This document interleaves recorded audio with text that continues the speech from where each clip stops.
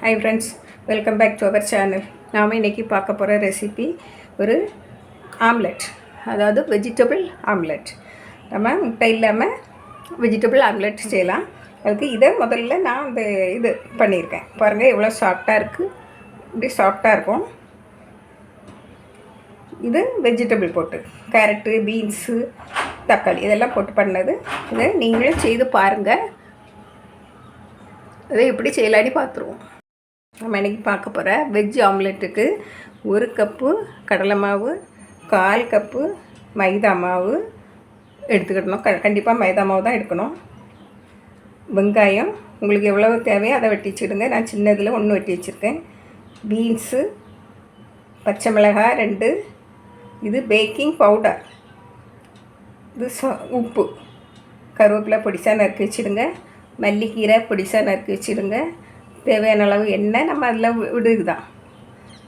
நல்ல மிளகு, ஜீரகம், கொஞ்சம் கேரட், இவ்வளோதான் நம்மளுக்கு தேவை. நீ பார்ப்போம், பண்ணுறதுக்கு பார்ப்போம்.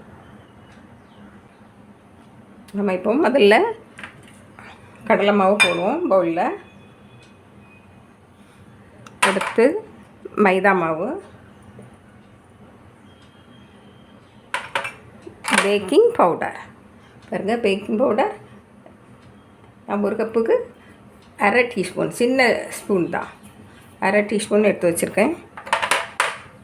சால்ட்,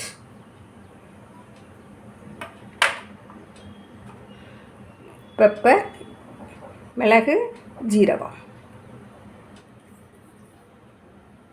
இப்போ இப்படியும் போட்டு நம்ம நல்லா கலந்துக்கிடுவோம்.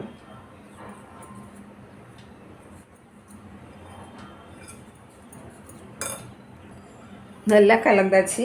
இனிமேல் நம்ம தேவையான அளவு தண்ணீரை விட்டு நம்ம கலந்துக்கிடுவோம்.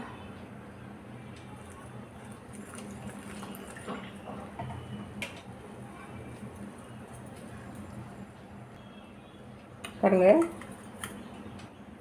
பாருங்கள், இன்னும் கொஞ்சம் தண்ணி விடணும்.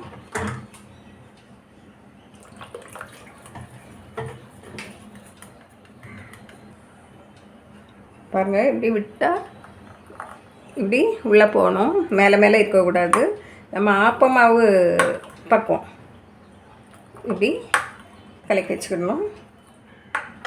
இனிமேல் நம்மளுக்கு தேவையான அளவு வெங்காயம், உங்களுக்கு எவ்வளோ தேவையோ அவ்வளோ போட்டுவிடுங்க. கொத்தமல்லி,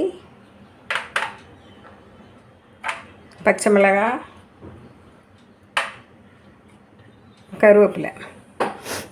நம்ம உப்பு போட்டாச்சு. இவ்வளையும் போட்டு நல்லா கலந்துக்கிடுவோம்.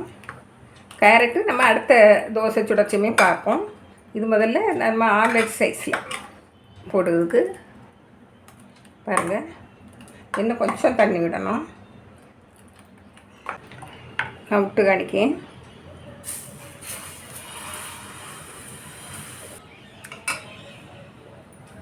உங்களுக்கு கொஞ்சம் தேவையான எண்ணெய் விட்டுடுங்க.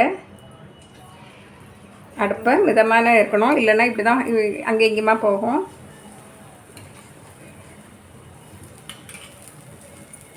நல்லா வேகட்டு. பாருங்கள், நம்ம இப்போ திருப்பி போடுவோம். நல்லா வெந்திருந்தால் திருப்பி போடுங்க, அழகாக வந்துடும். பாருங்கள், மிதமான இதில் தீயில இருந்தால் தான் இப்படி வரும். பாருங்கள், வெந்தாச்சு. பாருங்கள், இப்படி எடுக்கணும். இதோட கொஞ்சம் நீங்கள் அடுப்பில் வச்சு எடுத்தாலும் இருக்கும். இது கரெக்டாக இருக்குது, இப்படியே எடுக்கணும். பாருங்கள், இனிமேல் நம்ம இதில் காய்கறி சேர்த்து பண்ணுவோம். பீன்ஸு, பாருங்கள், கேரட்டு, இன்னும் கொஞ்சம் உப்பு போட்டுக்கிடணும். இதில் 1 பிஞ்சு உப்பு போட்டுக்கிடணும் தேவையான. இதில் கொஞ்சம் நான் தக்காளி சொல்லலை, தக்காளி வேணுன்னா போட்டுக்கிடுங்க, அதையும் போட்டுக்கிடுங்க. நல்லா கலந்து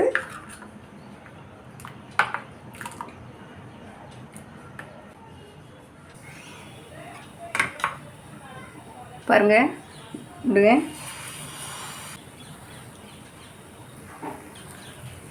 பாருங்கள், கொஞ்சம் எண்ணெய் விட்டுடுங்க.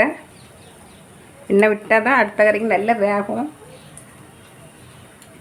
மீடியம் ஃப்ளேமில் இருக்கட்டு.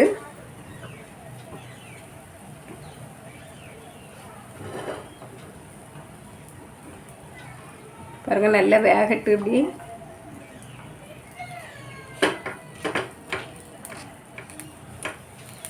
கொஞ்சம் அழுத்தி விட்டுக்கிடுங்க.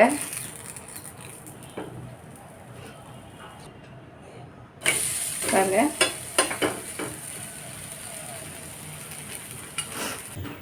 பாருங்கள் இப்படிப்பட்ட சட்டியில் சுட்டாலும் செம்மையாக வரும்.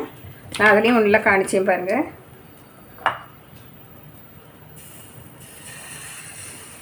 இது அங்கேயும் இங்கேயும் ஓடாது. இது ரவுண்டாக அழகாக வரும். பாருங்கள் இதுக்கு ரவுண்டாக அழகாக வரும்.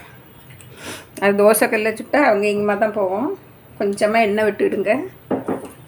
இதையும் நல்லா நான் மூடி வச்சுருக்கேன். பாருங்கள் ஒரு பக்கம் வந்தாச்சு.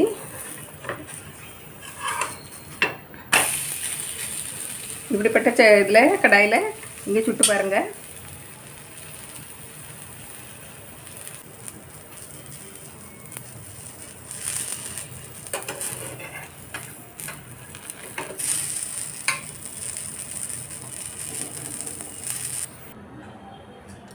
நம்ம ஆம்லேட்டை சுட்டு எடுத்தாச்சு. நீங்கள் சாஸ் கூட பரிமாறலாம். நல்லா டேஸ்ட்டாக இருக்கும். இது வந்து நம்ம நார்மலாக சுட்டது, வெங்காயம் போட்டது. இது கேரட், பீன்ஸ், தக்காளி இதெல்லாம் போட்டு சுட்டது. எப்படி இருக்குன்னு பாருங்கள். நீங்களும் செய்து பாருங்கள். ரொம்ப டேஸ்ட்டாக இருக்கும். முட்டை ஆம்லேட்டு நாங்கள் இதாக இருக்கும். நீங்களும் செய்து பாருங்கள். பிடிச்சிருந்தால் லைக் பண்ணுங்கள், ஷேர் பண்ணுங்கள், கமெண்ட்ஸ் பண்ணுங்கள், சப்ஸ்கிரைப் பண்ணுங்கள். தேங்க்யூ.